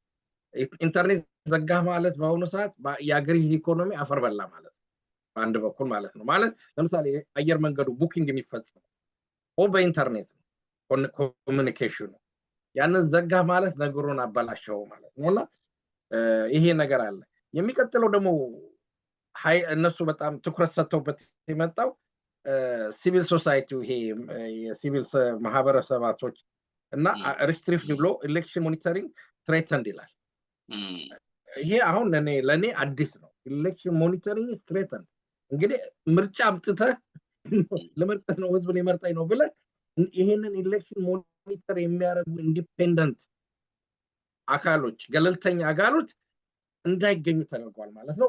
ታስቧል ማለት ነው። ካሁኑ እንድታውቁት ነው ሰዎች የምንፈልገው ይሄን ነገር ካሁኑ እንድታውቁት የምንፈልገው ፕሮባብሊ ይህ መርሃ ግብር በዚህ ኤሌክሽን ጉዳይ ላይ ሲወያይ ከሌሎች ሚዲያዎች የመጀመሪያው ነው። ስለዚህ ከዚህ በኋላ ሌሎች ሚዲያዎች ይሄንን ወስደው በትክክል የባሰ ግብዓት እየፈጸሙ እንደሚወያዩበት ያስፈቃድ ህጎች ወጥተዋል። በእርግጥ እነዛ ህጎች የምታውቀው ነገር ካለ ትነግረኛለህ ፕሮፌሰር። እኔ አላወቅኳቸውም። አዳዲስ ህጎች ወጥተዋል እና እነሱ ላይ አልሄድባቸውም። እኔ ግን ህጎች እንደወጡ አውቃለሁ። በአራተኛው ሚዲያ ሴንሰርሺፕ የሚለው ነው። ሃራስመንት አንደርማይን ትራንስፓረንሲ ሚዲያ በቃ ምንም ስለሱ ሰውዬ ብቻ ለምሳሌ አሁን እነ ፋና ብትላቸው እና አዲስ ዘመን ብትላቸው ሁሉ ያገዛዙ ሚዲያዎች በሙሉ አብይ መጽሐፍ ሲያስመርቅ ሁሉም በቃ አብረው ሲያስመርቁ ነው የምታገኛቸው። ስለሌላ ጉዳይ አያወሩም። ስለ ድህነቱ አያወሩም። ስለ ፋኖ ኮንፍሊክት አሁን ስለተፈጠረው ሁኔታ አያወሩም። እና በጣም ይሄ በሚዘገንን ሁኔታ የጭቆና የመጨረሻው መገለጫ የሆነው አይነት ስርዓት ላይ ነው የደረስንበት እና በዛ ላይ የምትጨምረው ነገር ካለ? አይ በሙሉ እንዳልከው ነው። ይሄ ህግ የተባለው ነገር እኔም በደንብ አላያስኩትም፣ ግን እኔም አንብቤዋለሁ። ያለው ምንድነው ያንን ማንበብ ያስፈልጋል። ከዚህ በፊት በወያኔ ጊዜ ወጥቶ የነበረው ህግ እንደውም ከዛ የጠበቀ አይነት ህግ ነው የወጣው። እሱን ነው የሚለው እና ያንን ወደ ኋላ ሄደው ማየት ያስፈልጋል። ግን ዞሮ ዞሮ ለንግግራችን ያው ዋናው ያቀረብንበት መንገድ ምንድነው አንተ ደጋግመህ እንደገለጽከው የኢትዮጵያን ጉዳይ ሌሎቹም ያዩታል ለማለት ነው። ያ ማለት ግን ምንድነው መፍትሄያቸው ለሚለው መጀመሪያ የሚቀድመው አዌርነስ ነው እና ግንዛቤ ስለሆነ ግንዛቤ መኖሩን ነው እያሳየን ያለ ነው እንጂ ምን ማድረግ እንዳለብን ያው መጨረሻ ላይ በምንሰጠው መደምደሚያ ላይ የራሳችን ሐሳብ እንሰጣለን ብዬ ገምታለሁ እና ከዛ አንፃር እንየውና እንለፍ ወደሚቀጥለው እያሱ። ጥሩ ይሄ ነው የሚቀጥለው እንግዲህ አሁን ይሄ ነው ትልቁ ቶኪንግ ፖይንት ሚዲያዎቹ በዚህ ጉዳይ ላይ ምን መስራት አለባቸው ምን መወያየት አለብን ነው ይሄንን የሚቀጥለውን ምርጫ በተመለከተ አሁን ቅድም ከአንድ እስከ 4 ያሉትን ዝርዝረን አሳይተናል በሙሉ በኢትዮጵያ ውስጥ ያሉትን የፖለቲካ ችግሮች በጣም አጠር መጠን ባለ መንገድ አሳይተውናል እና ይህ ከሆነ ታዲያ ነው ጥያቄው ይህ ከሆነ ታዲያ የ2026 ምርጫ እንዴት ነው ክሬዲብል ነው ወይ ማለት ተአማኒነት አለው ወይ ባሁን ባለው ሚዲያ የለህም ታዛቢ የለህም ጦርነት አለ ረሃብ አለ እስር አለ ስደት አለ እነዚህ ሁሉ ባሉበት ሁኔታ ላይ ይህንን ምርጫ ታሚ ምርጫ ነው ብሎ መቀበል ይቻላል ወይ ነው ጥያቄ አሁን ይሄንን ራሳቸው በሚሉት የሚመጣ እንኳን መራጭ የለም እኮ ቤዚካሊ ምክንያቱም ሁሉም ጦርነት ነው የለም እና አዲስ አበባን ህዝብ ብቻ አስገድዶ ኢትዮጵያን ሊገዛ ነው ወይ ነው ጥያቄው እሺ አዎ ይሄ በጣም ቁልጭ አድርጎ ነውና አሁን በኢትዮጵያ ውስጥ እንግዲህ እነዚህ ስስ ልብ ያላቸው ወይንም ደግሞ የተገዙ ሰዎች ነገ እነ ዶክተር ደሳለኝ እነ ጌታቸው እነዚህ የመሳሰሉ ሰዎች ዳኛቸው ማለት ነው ዳኛቸው ይቅርታ የመሳሰሉ ሰዎች ይመጡና አቤት ምርጫው ብለው ሊሰብኩት ይፈልጋሉ ሰው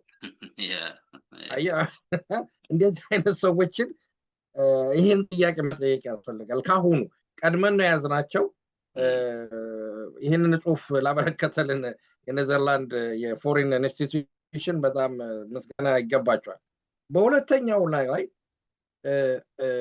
ይሄ ጦርነት ባለበት ቦታ ላይ ቅድም ብለነዋል ግን አሁን እንደ ጥያቄ ነው የሚያነሳው ጦርነት ባለበት ቦታ ላይ አንድ በሌላ ጊዜ እናመጣዋለን በአማራ ክልል ትልቅ ጦርነት እየተካሄደ ነው ምንም ጥርጣሬ የሌለው ጉዳይ ነው እንደውም ቅድም አንድ ቪዲዮ ስመለከተው በማይክሮፎን ፋኖቹ እየዞሩ ከተማውን እኛ ስለተቆጣጠርን ከዛሬ ጀምሮ በጸጥታው እንድትተባበሩ ስራችሁን እንድትሰሩ ወስልቶ የተገኘ ወየውለት እያሉ ነበረ እና እዛ አካባቢ የብልጽግና አገዛዝ የለም ወታደር የለም ሚሊሻ የለም በጣም በሙሉ ሊቀመንበሩ ቀበሌ ሊቀመንበሩ ፈርጥጦ ጠፍቷል ወይ ደግሞ እስር ቤት በነገራችን ላይ ያሱ እንዴት ደስ እንዳለኝ እሱን ሳዳምጠው ለምን መሰለ ከዚህ በፊት ስንመኘው የነበረው እንደው ከመካከል እንትን ልበል ብዬ ነው ስንመኘው የነበረው ከተቆጣጠሩ በኋላ ባለው መንገድ በስርዓቱ ህዝቡ አስተዳደሩ ምን ፈጥረው እንዲሄዱ ነበር እርግጥ አለ ያደረጉት ቦታ አለ አሁን ደግሞ ይሄን እንደው በይፋ እንደዚህ ተናግረው ስታየው ግን እንዴት ልብ ይነካል መሰለ ምክንያቱም ይሄ ነው የሚፈልገው በቃ ህዝቡም ስነ ልቦናው ጥሩ እየሆነ ይመጣል አይ ጥሩ ናቸው ለካስ ተቆጣጥረውታል ብሎ ከዛ ያግዛቸዋል ማለት ጥሩ ነው ለማለት ነው ደስ ስላለኝ ነው እሺ በጣም አዎ ጠልመሰስ ነው አንድ ሚላን ሚዲያ ላንተ የምታውቀው ልጅ እዛ ላይ ሲያቀርብ እየደወሉ ወጣቶቹ ፋኖን መቀላቀል እንፈልጋለን እያሉ ነው የሰው ሞራል ተነሳስቷል ትንሽ ዶካ አድርገውን ነበር በቀጥታ ዶካ ስለው ትንሽ ባለፈው በተፈጠረው ሁኔታ ድብርት አስገብተውን ነበርና አሁን ግን ነቃ እያደረጉን ነው ወንድሞቻችን የተባረካችሁ ሆኖ ላለው በሶስተኛ ደረጃ የሚያነሳው ጥያቄ እዚህ ላይ የሚነሳት ያለበት ይሄ ናሽናል ዳያሎግ የሚባለው ይሄ ብሔራዊ ምክክር ኮሚሽን የሚባለው የፖለቲካል ሽፋን ነው የአገዛዙ መጠቀሚያ ነው ወይ ይሄንን በትክክል መፍታት አለ እኛ እናውቀዋለን ግን ኢትዮጵያ ውስጥ ያላችሁት አብይ ያታለል እንዳይገባችሁ ይሄንን መገንዘብ ያስፈልጋል በዚህ ላይ መስራትና ህብረተሰቡን ማስተማርና ማንቃት ያስፈልጋል በአራተኛ በዛ ላይ የምትለው ነገር ካለ ወደ አራተኛው ከመሄድ በፊት አይ ጨርሰውና አንድ ላይ ተወሰነ ካለ ጨምራለሁ ሌላው አራተኛ ነጥብ እንግዲህ በሲቪሊያን ላይ በዜጎች ላይ የሚደርሰው ስቃይ መፈናቀል መገደል ሚሊዮን ችልድረን አውት ኦፍ ስኩል ባሉበት ሁኔታ ልጆቻችን እየተማሩ አይደለም ባለፈው አንድ ጨዋታ ላይ ስናነሳ ከሌላ ሰው ጋር ለምሳሌ አሁን ይሄ በብሔራዊ ፈተና ላይ በ12ኛ መልቀቂያ ፈተና ላይ ከመንግስት ትምህርት ቤት ያለፉት 5% ብቻ ናቸው በጣም የሚገርም ነው 5% ነው ግን ግብሩን የሚከፍለው ለትምህርት ሚኒስቴር የዛ ገበሬ ልጅ ነው። ያዛ ገበሬ ልጅ ግን ሊያልፍ ትምህርት አልቻለም። ከግል ትምህርት ቤቶች ከምናምን ያለፉት ሰው ወደ 88% ከመቶ ማለት ነው። እና ልጆች ትምህርት ቤት የማይሄዱበት ሁኔታ ነው። አሁን እቺ ቁልፍ የሆነች ጥያቄ ነች። ሁላችንም ልንሰራበት የሚገባው በተለይ ዲያስፖራው ሊሰራበት የሚገባው should international partners continue funding flawed process። አየህ አሁን እዚህ ላይ ነው የዓለም አቀፉ ህብረተሰብ ኢትዮጵያ ምርጫ ተካሄደ ብሎ ገንዘብ ማፍሰስ አለበት። አሁን ለየኤምባሲዎቹ መጻፍ ይሄንን መሞገት ይሄንን ሰነድ ይዞ መከራከር የኛ ፋንታ። ይሄ የስሙላ የተጭበረበረ ታዛቢዎች የሌሉበት መራጭም ተመራጭም የሌለበት ምርጫ እንደ ትክክለኛ ምርጫ ሆኖ መቅረብ የለበትምና አብይን ዳግመኛ እድል ልንሰጠው አይገባም ነው። ሌላው risk of constitutional change without any broader participation ማለት ይሄ ምንድነው የምክክር ጉባኤው ውሳኔ አግኝተናል ከየቦታው ዲያስፖራውም ሄደን መተናል ይሄ ውሳኔ ብለን አንዳንድ ለውጦች ለምሳሌ ጀዋርን ልጥቀሰውና እዚህ ላይ አብይ ከዚህ ውስጥ ለመለወጥ የፈለገው አንደኛ ጠቅላይ ሚኒስተር ከመሆን ይልቅ ፕሬዝዳንት እንዲሆን ያለው ነገር አለ። ሁለተኛ ደግሞ እችን አምባሻዋን ትቶ አደይ አበባ ላይ ያረግበት ባንዲራው ላይ እንዲህ የመሳሰሉት ነገር ነውና ፕሬዝዳንት ከሆነ ደግሞ ፕሬዝዳንት ፎር ላይፍ የሚል ደግሞ ሊመጣብን ይችላል። ምን የሚቀጥለው እንደዛ ነው የአፍሪካ ሊደሮች። ስለዚህ እንደዚህ አይነት የህገ መንግስታዊ ለውጦች ህዝቡ ሳይሳተፍበት የሚደረጉበት ሪስኮች አሉ ነው። ስለዚህ 2026 ምርጫ ከማድረጉ በፊት አሁን ይሄ ምን ያህል ተግባራዊ ይሆናል የሚለው አጠያቂ ነው። ማለት አስፋጣኝ የሆነ ለውጥ ወይንም ሚኒንግፉል ትርጉም ያለው ማሻሻያ መደረግ አለበት ነው። አብይ ግን የሚያደርግ አይመስለኝም። እኔ በግሌ አፍንጫውን መተህ ልክ መንግስቱ የሚለው ነገር አለ። አፍንጫውን ማለት ነው ዚያድ ባሬን እንዳለው አፍንጫውን ካላልኩ በፎክስ መንግስቱ ሲጠቀስ በእናትህ እና የሳቀ ነበር የተናገረ። እንግዲህ ወደ ይሄንን ነው ወደ ስድስተኛው ከመሄዳችን በፊት እዚህ ላይ እንግዲህ ትንሽ እኔም ልጨምርና ምንድነው እዚህ ጽሁፍ ላይ ያለው በቁጥር ይጠቅሳቸዋል 4.4 ሚሊዮን እና 3.5 ሚሊዮን ችልድረን ትምህርት ቤት ያልገቡ ይላል። 7.9 መሆኑ ነው በዚህ እንኳን አኮርዲንግ ቱ ዩኒሴፍ ብሎ የተገለጸው እና ከዛ ውስጥ 3.5 ልጆች ለትምህርት ደርሰው አልገቡም ማለት እንግዲህ በጣም ዘግናኝ ነው። እንግዲህ እነዛ ልጆች መጀመሪያውኑ በህይወት ለመኖራቸው ብዙ እንክብካቤ ሊደረግላቸው የሚገባ ሆነው እንደገና ደግሞ ትምህርት ቤት ካልገቡ ደግሞ እንግዲህ አስበው የሚሆነውበትን ጉዳይና ከፍተኛ ችግር እንደሆነ እዛ ላይ ጠቅሷል። ከዛ በተረፈ ግን አሁን አንተ በሰጠኸው አንድ ኮሜንት ላይ ፕሬዝዳንት ለሆነው ያለው እሱን ለማድረግ ነው ጥረቱ ይባላል። እነዛም ያው የሱን ትዕዛዝ ስለሚፈጽሙ እሱን ለማድረግ ነው የሚሞክሩት።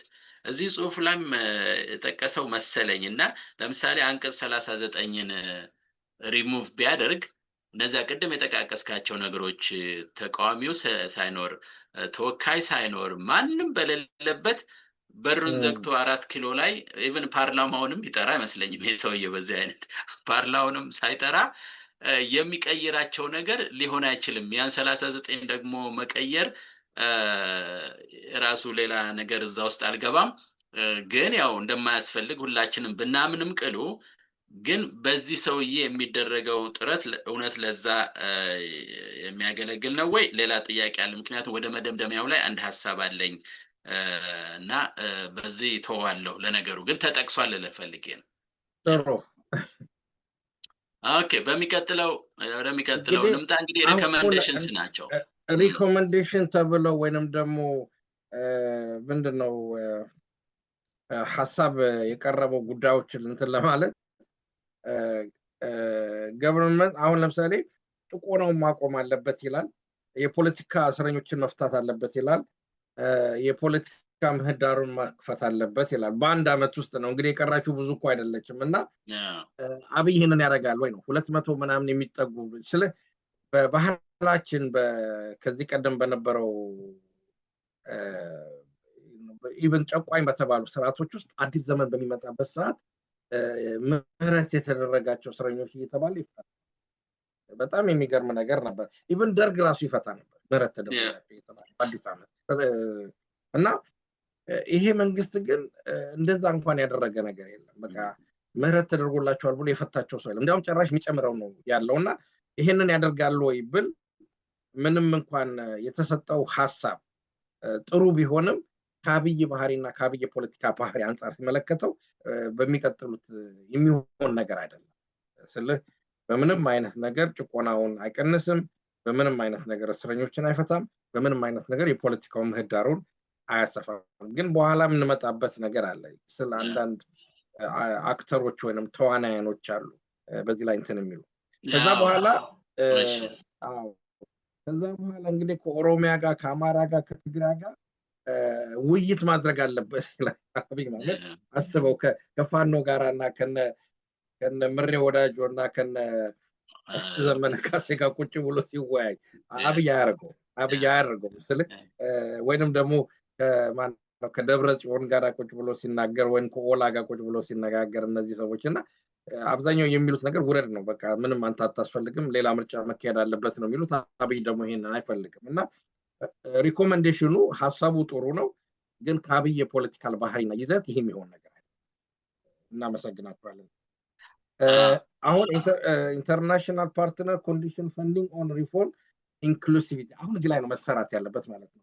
ይሆናል ወይ ነው አሁን ቢሆን ደስ ይለኛል። አሁን ለምሳሌ አሜሪካኖች አሉ የዚህ ናሽናል ኢንዶመንት ፎር ዲሞክራሲ ነው ምናምን የሚሉት ፈንድ የሚለቁ ሌሎች ኤንጂኦዎች ምናምኖች አሉ እና እነዚህ ሰዎች አሁንም በስራ ላይ ያሉ ኢትዮጵያ ውስጥ ያሉ ድርጅቶች አሉ። ከዚህ ቀደም አንስተናቸው ነበር እና እነዚህ ሰዎች ይህንን የአብይ ግድያ በደም የተመለቀ ስርዓት እያወቁ አሁንም ለአብይ ገንዘብ እየሰጡ ምርጫው ይካሄድ ማለታቸው ተገቢ ነው ወይ የሚለው ጥያቄ እንግዲህ የዲያስፖራው ምሁራኑ ክፍል በተለይ ትልቅ ኃላፊነት አለበት። ይህን ሰነድ ተጠቅሞ ቅድም ያነሳቸውን ከ1 እስከ 4 ያላችሁ ነጥቦች አንስተናል።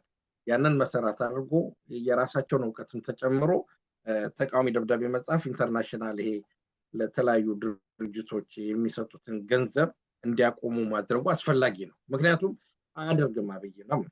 ከዛ በኋላ እንግዲህ መጨረሻ ላይ አፍሪካ ዩኒየን should lead mediation efforts with support from European Union, USA and China የሚል ነገር አለ።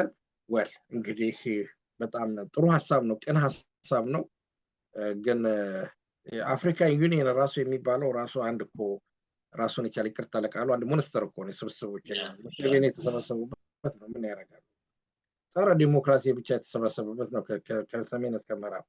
ስለዚህ አንድ ስለ አህያ ላይ የቢራገጥ ጥርስ አይሰበርም ነው። ምንም የሚረቡ ሰዎች አይደሉም። ግን ሐሳቡ ጥሩ ነው። በእንደዚህ አይነት መልኩ ስለ ድንገት ሳውዝ አፍሪካ ትሻላለች፣ ኬንያም ከተወሰነ ደረጃ ላይ ዲሞክራሲ አይነት ነገር ኤክስፐሪመንት ያደርጋል። ናይጄሪያ ራሱ ከኛ የተሻለ ነው እርስ በርሳቸው እና እነዚህ በእንግሊዝ ኮሎኒ ውስጥ ያሉ በነገራችን ላይ አንዱ የኮመንዌልዝ ሜምበርሺፕ ኮንዲሽኑ ኢንዲፔንደንት ሌጋል ሲስተም እና ኢሌክሽኑ ነው።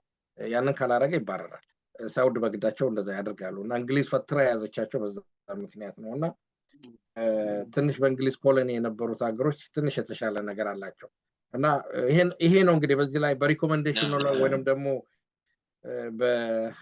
በተሰጠው ሐሳብ ላይ የምትጨምርበት ነገር ካለ? አዎ የምጨምርበት አለ። በጣም ጥሩ ነው። የምጨምርበት ነገር ምን መሰለህ? ከተገለጸው ውስጥ ለምሳሌ ያለፍነው ወይም ሳንገልጽ ያለፍነው መሰለኝ በዚህ ይሄ ናሽናል ዳያሎጉ ላይ የምክክር እንትኑ ላይ የሚረዱ አሉ። አሁንም ዩሮፕ እና ፍራንስ የሚል ነገር አይቻለውኝ እና እነሱ ራሱ ፈንድ ያደርገውታል እና እንደውም አንድ ቦታ ላይ ምዝጋር ሲጠቅስ እንዳየሁት አሁን እኮ ኦክቶበር ላይ ነው የሚካሄደው ናሽናል ዳያሎግ ኮንቬንሽኑ እያሱ አሁን ሪፎርም የተባለው ነገር እንዴት ነው? አሁን ያለንበት ሴፕቴምበር ነው አይደል? አንድ ወር በኋላ ማለት ነው። እና ምንም የአውሮፓ ጉዟቸው መጨረሻ ይሆናል ማለት ነው፣ ይመለሳሉ። በቃ እንደዛ ነው። እና ምንም የሚሆን ነገር አይደለም። ሰውየውም ልትቀይረውም አይችልም። በእኛ አስተሳሰብ እንደውም ያው ጥገናዊ ለውጥም አያስፈልገውም። ግን ኤኒዌይ ውጮቹ ሊሉ የሚችሉት ይሄ ስለሆነ በዛ እንወስደዋለን እንጂ አሁን እነሱ የሚያስቡት እኮ እንደኔ እንደው አጠቃላይ አስተያየት ለመስጠት ያህል ልክ እንደ መንግስት ስለሚቆጥሩት ነውና ያው ስሙን ስለያዘ ከዛ አንጻር ቢደረግ የሚሉትን ነገር ነው እንጂ የሚያወሩት እኮ አብይ እንደ መንግስት እንደማይሰራ ምንም የታወቀ ነገር ነው። እነሱም ያውቁታል።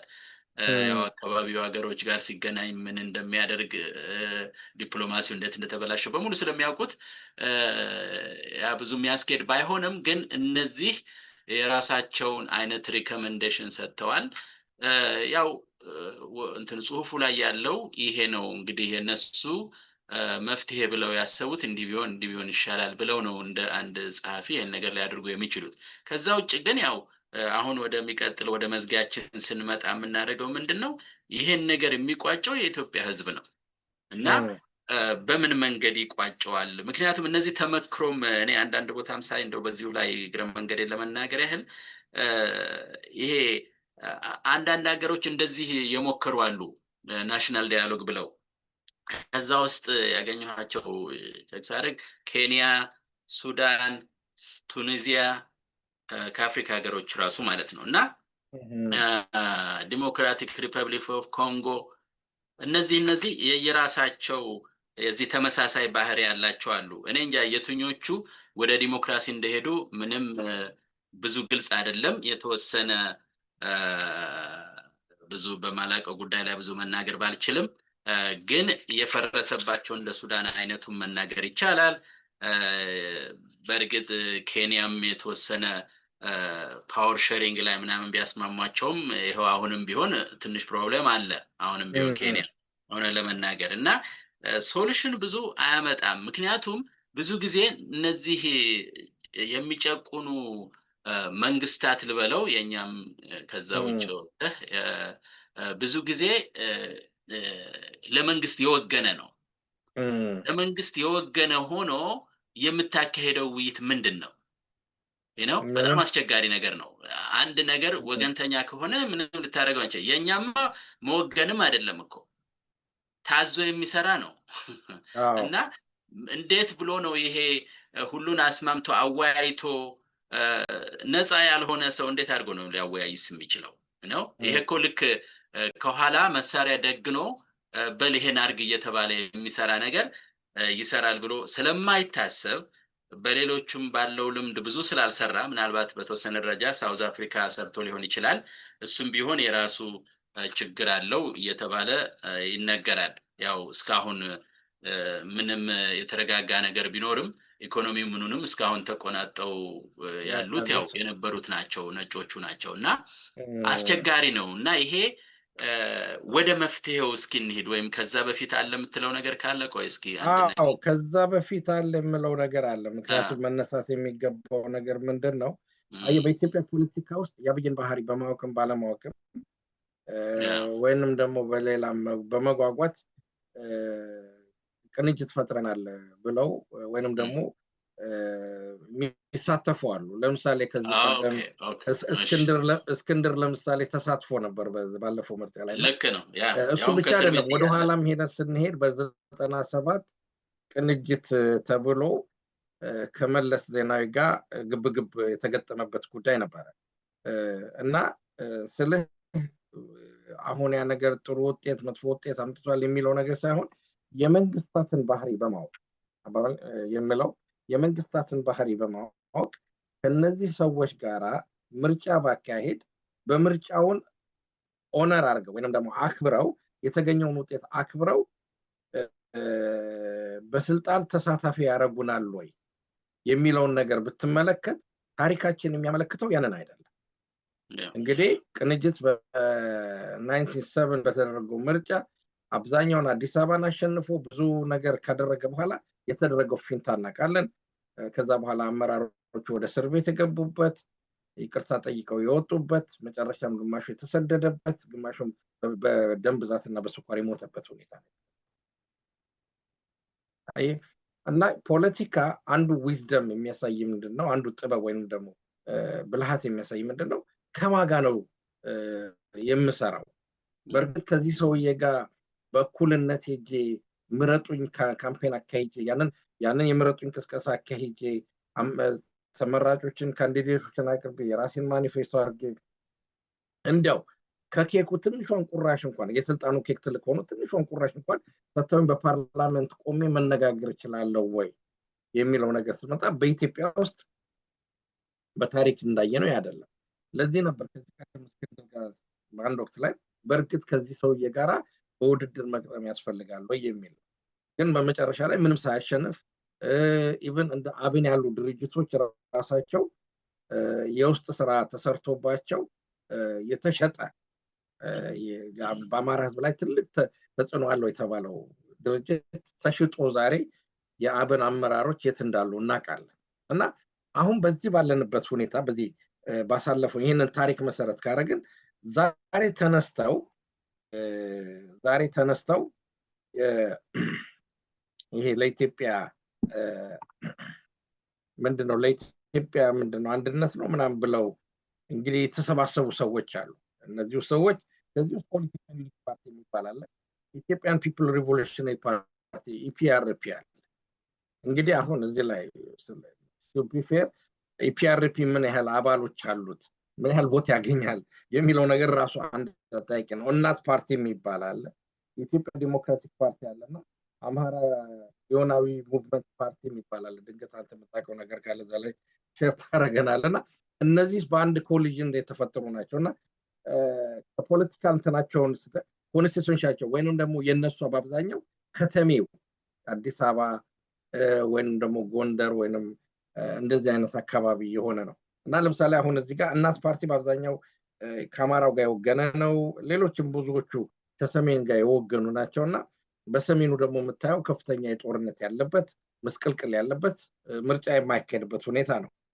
እና በዚህ አሁን ህብረት ፈጥረናል ብለው ሲመጡ የአብይን ኢሌክሽን እንግዲህ ቅድም ሰነዱን አይተናል ይሄ ኢንስቲትዩሽን ነው ያለው ይሄ ኢሌክሽን ሌጂቲሜት ነው ወይ ይሄ ኢሌክሽን ታሚ ነው ወይ ብሎ አስቀምጦታል የኛዎቹ ሰዎች ደግሞ ፖለቲካችን የሚሉ ሰዎች ዛሬ ተሰብስበው አዎ በዚህ ውስጥ እንሳተፋለን አይነት ነገር ነውና የሳትራት የመሆን ነገር ይታየኛል እዚህ ጋር የኢትዮጵያን ፖለቲካሊ ማሳሳት ነው ስለ አንድ ተረት አለ ነው ስለ ተረቱ እንዳለ ምንድነው የጅብ እናት ሞተች አሉ እና የጅብ እናት ሞተችና አይን ጉዳ አህያ ሰማች ለቅሶ ሊደርስ ለቅሶ ሊደርስ ሄዱ ከዛ ሲሄዱ የዝን ይዘው አልሄዱ እና አስተናጋጆቹ መጣን የዝን አላመጣችሁም እኛ እኮ ሳር ነው የምንበላው አሉ አይ ምንም አይደለ ከከንፈራችሁ ቆርጠን እንስጥ ለዝን ተባለና ከከንፈራቸው ተቆርጦ አህዮቹ ተሰጠ ይባላል ከዛ በኋላ ልክ ሌላው አስተናጋጅ ሲመጣ የአህዮቹ ጥርስ ገጦ እኔ በጌታ ያዘን ነው የምትቀልዱት የምታዝኑ ተብሎ ጅቦቹ ተበሉ ይባላል እንትኖቹ አህዮቹ ተበሉ እነዚህ የፖለቲካ ድርጅቶች ይቅርታ አናሎጂውን ስለተጠቀምኩበት አህዮች ናቸው ማለት ሳይሆን የዛን አይነት ዕጣ ፋንታ የሚደርስባቸው ከአብይ ጋር እንደዚህ አይነት ጨዋታ መጫወት አይቻልም አብይን እንዲያውም ቅድም ሰነዱ ሪኮመንድ ያደረጋቸው ነገሮች አሉ እነዚህ ኮንዲሽኖች ካልተሟሉ በስተቀር እነዚህ መስፈርቶች ካልተሟሉ በስተቀር ለምሳሌ እስር ቤት ያሉት ፖለቲካ እስረኞች በሙሉ ካልተለቀቁ ወይንም ደግሞ ጋዜጠኞቹ በሙሉ ካልተፈቱ ጦርነቱ ካልቆመ ወይንም ደግሞ ድርድር እንዲቀመጡ ካልተደረገ በምርጫ ላይ አንሳተፍም ብለው ነው መከራከር ያለባቸው ያ ሁሉ ባለበት ቦታ ላይ ከአብይ ጋር ለምርጫ እንሳተፋለን ማለት የፖለቲካ ግብዝነት ነው የፖለቲካ ንግድ ነው ውድቀትን የሚያመጣ ይሄ ታሪክን ሪፈሪንግ አድርጌ የምናገረው ነውና በዚህ ሰነድ ላይ የነሱን ጉዳይ አናላይዝ ለማድረግ በሞከርኩበት ሰዓት the lowest impact የሚሆነው ምንድነው የቶክን ኢምፓክት ነው የሚለው በቃ ይሄው እኮ አብይ የሚለው ይሄው እኮ ተቃዋሚዎቹ እኮ ከኛ ጋር ተሳትፈዋል ከዚህ በላይ ዲሞክራሲ የታለ ብሎ እንዲናገር ነውና መጨረሻ ላይ ይሄ ህብረት የተባለው እንግዲህ በእነሱ አነጋገር 4 ዓመት ሙሉ ስንነጋገር ነበርና ከዛ በኋላ ኮሊሽን ፓርቲሲፔሽን ዩዝ መጨረሻ ላይ የሚፈራረሱ ይሆናሉ። ፖለቲካውንም እንደገና ወደ 10 ዓመት በኋላ የሚጎትቱት ናቸው። አየህ፣ ጠላትን ማወቅ አለብን፣ የምትታገለውን ማወቅ አለብን።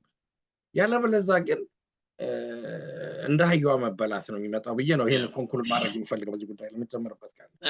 ትክክል ነህ ምልህ። ይኸውልህ አሁን ወደ ኋላ መጎተት ነው ያልከው ጋር በጣም ነው የምስማማው። ምክንያቱም እንደማይሰራ ከታወቀ ይሰራል ብሎ ድርቅ ማለት ወይ አልገባቸውም እንዳትል እንግዲህ በዛ ጥርሳቸውን የነቀሉ ናቸው ብዙዎቹ። ትልቅ ናቸው፣ ትላልቅ ሰዎች ናቸው፣ ያውቁታል። ስለዚህ ሆን ተብሎ ለመጎተት ካልተፈለገ በስተቀር የማይሰራ ነገር ላይ ድርቅ አትልም። ይልቅስ የሚሰራው ነገር ላይ ፋኖን ይዘህ አሁን ያለውን ትግል መደገፍ። በቃ አሁን ጥሩ እኮ ነው አንድ ነገር። እኔ እኮ አንዳንድ ጊዜ ይገባኛል የዲሞክራሲ ጉዳይ ነው፣ በዚህ ወጥቶ በዛ ወርዶ እዚህም ቢሆን እዛም ቢሆን ጥሩ ነው የሚባል አስተያየት ሊመጣ ይችላል። ግን ይሄ እንኳን አማራው ቀርቶ ኢትዮጵያዋ በአጠቃላይ የህልውና አደጋ ላይ ነች በዚህ በአብይ መንግስት። ስለዚህ በዚህ ሰዓት ምንድነው ማድረግ ያለብኝ ብለህ መጠየቅ ያለብህ ለምርጫ መዘጋጀት አይደለም። ለምርጫ መዘጋጀት አይደለም። ምንም ያ በፍጹም ትክክል አይደለም።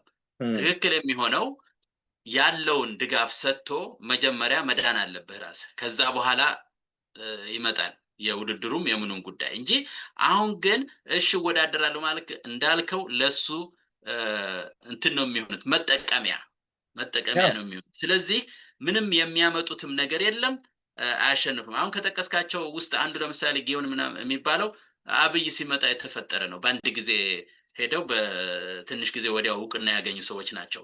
የተወሰነ ነገር ስለማቅ ነው። እና ራሱ ሲሰሩም የነበሩት እነ አንዳርጋቸው ከመምጣታቸው በፊት ከእነ አንዳርጋቸው ጋር ሲሰሩ የነበሩ ናቸው በሚገርም ሁኔታ።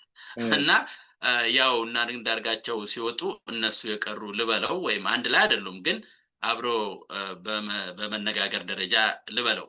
ስለዚህ ምንድነው የሚያሳየው ይሄ ሁሉ ወይ አለማወቅ ነው የሚለውን ሰርጀዋለሁ።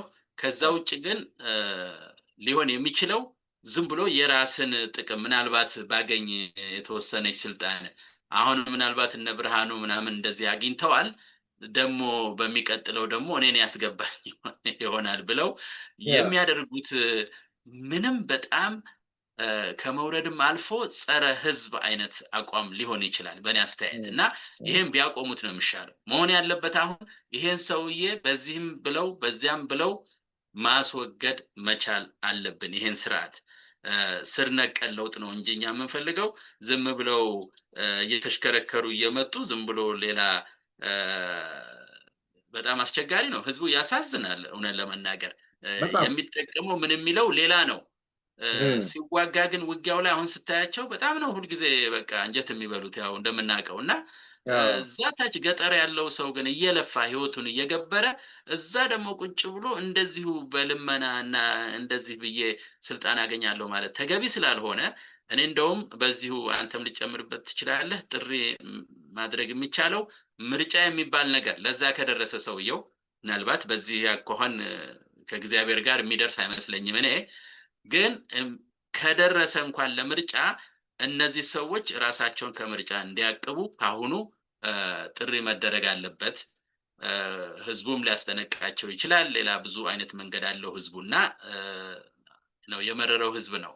እና እንደው ዝም ብሎ መጫወቻ መሆን የለበትም እላለሁ። እያሱ አይ በጣም ትክክል ነው ሰለሞን።